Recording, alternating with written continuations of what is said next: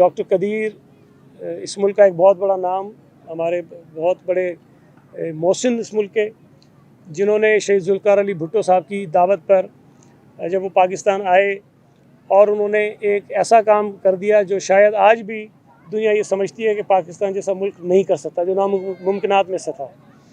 मैं ये समझता हूँ कि उस वक्त की पॉलिटिकल लीडरशिप की जो विल थी, कमिटमेंट थी, और जिसका इजहार भी बारहा डॉक्टर कदीर साहब ने किया कि जुल्फ़िकार अली भुट्टो साहब के हौसले देने की वजह से, उनकी हुब्बुल वतनी की वजह से उन्हें यकीन हो गया था कि वो काम ये कर सकते हैं। और मैं समझता हूँ एक नामुमकिन तरीन काम था जो डॉक्टर अब्दुल कदीर ने अपनी टीम के साथ मिलकर किया, और आज पाकिस्तान इस्लामी दुनिया का वो वाहिद मुल्क है जो एटमी ताकत है।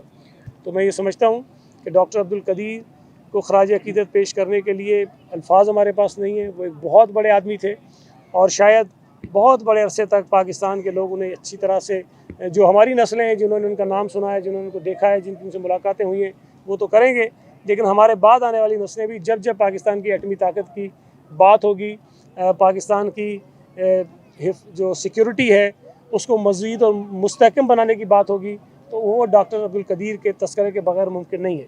हमारी दुआ है कि अल्लाह ताला उनकी मग़फ़िरत फरमाए और उनके लवाहिकीन को सब्र जमील दे। उनके तमाम जो फॉलोअर्स हैं, उनके शागिर्द हैं, उनको अल्लाह ताला ये सदमा सहने की तौफीक दे, और हमें इस तरह के और मायानाज़ साइंसदान मुल्क पे पैदा करने के अल्लाह ताला हम पर मेहरबानी करे, ताकि हमारा मुल्क इसी तरह बड़े बड़े काम करता रहे। प्राइम मिनिस्टर, मुझे तो याद नहीं पड़ता कि शायद कभी ईद की नमाज़ की भी फुटेज आपको कभी मिली है, उनकी ईद की नमाज़ की वीडियो आई है? मैंने आम तौर पर तो जो वज़ीर आज़म होते हैं वो कहीं ना कहीं ईद की नमाज़ पढ़ते हैं और उसकी वीडियो रिलीज़ होती है कि वज़ीर आज़म ने वज़ीर आज़म हाउस की मस्जिद में ईद की नमाज़ अदा की। ये तो आता है ना, इनकी तो ये भी नहीं आई। तो मैं ये नहीं कहता कि नमाज़ें नहीं पढ़ते होंगे, शायद 5 वक्त की पढ़ते हों, लेकिन ईद की नमाज़ शायद मैंने पढ़ते हुए कोई फुटेज नहीं देखी। नमाज जनाजे में शायद जाने से किसी ने उनको मना किया होगा कि अगर नमाज जनाजे में जाओगे तो शायद आपकी हुकूमत ख़तरे में आ जाएगी, तो इसलिए वो जनाज़ों में भी नहीं जाते हैं। लेकिन मैं ये समझता हूँ कि डॉक्टर अब्दुल कदीर की जो शख्सियत थी, जो उनकी पाकिस्तान के लिए खिदमात थी, इस बात की ज़रूरत थी कि इस मुल्क का हर बड़ा आदमी जो किसी भी ओहदे पर फायज़ है वो उनके जनाजे में ज़रूर शरीक होता। अगर वज़ीर आज़म साहब नहीं गए तो मुझे उम्मीद है कि उन्होंने शायद वज़ीर आज़म हाउस में गायबाना नमाज़ पढ़ ली होगी। पिछले बरस भी जब हमने जलसा किया था तो हमने लाखों की तादाद में मास्क भी अरेंज किए थे। हमने कुर्सियाँ भी जो लगाई थी, जो नॉर्मली पीपल्स पार्टी जलसों में ये कम करती है कि फ़ासला बहुत ज़्यादा रखे, लेकिन हमने फिर कुछ मुनासिब फ़ासला रखा था ताकि लोग डिस्टेंस पर भी बैठें। सैनिटाइज़र भी हमने लोगों को फ़राहम किए थे। तो इस मरतबा भी एक तो अल्लाह का शुक्र है कि कोविड की शरह बहुत नीचे आई है, लोग वैक्सीनेशन करवा रहे हैं, उसकी वजह से भी कामयाबी हमें हो रही है, लेकिन उसके बावजूद भी जो हिफाजती इक़दाम हैं वो आज भी ज़रूरी हैं।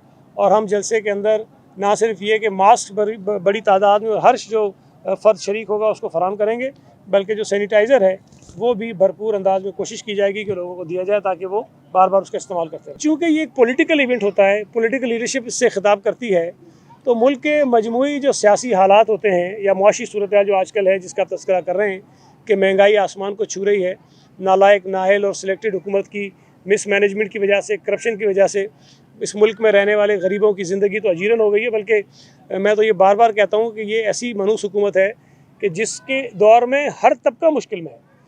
कभी एक वक्त होता था, लोग कहते थे पीपल्स पार्टी की हुकूमत आती है तो मज़दूरों के लिए होती है, मियाँ साहब की हुकूमत आती है तो सरमाएदारों के लिए होती है, लेकिन ये तो मनहूस हुकूमत ना मज़दूरों के लिए है ना सरमाएदारों के लिए है।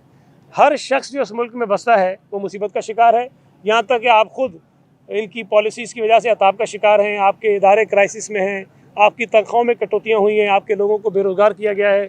तो कोई तबका ऐसा नहीं है जो इनकी नाअहली से बच सका हो। बावजूद इस हकीकत के कि पंजाब हुकूमत ये कह रही है कि हमने गंदम जो है वो रिलीज़ करना शुरू की हुई है, और वो रिलीज़ कर रहे हैं बकौल उनके दावे के। अगर वो गंदम रिलीज़ कर रहे हैं तो उसके बाद गंदम का बहरान क्यों है, ये सवाल उनसे पूछा जाना चाहिए। मैं ये समझता हूँ कि जो महंगाई का जिन है वो किसी एक सूबे, किसी एक शहर तक महदूद नहीं है। इस मुल्क का चप्पा चप्पा महंगाई के तले दबा हुआ है, और उसकी बुनियादी वजह इस हुकूमत की नाकाम मुआशी पॉलिसीज़ हैं। आटे का बहरान है, चीनी का बहरान है, पेट्रोल की कीमतों में इजाफा है, डॉलर का महंगा होना है, LNG का महंगा होना है। ये बुनियादी वजूहत है महंगाई की।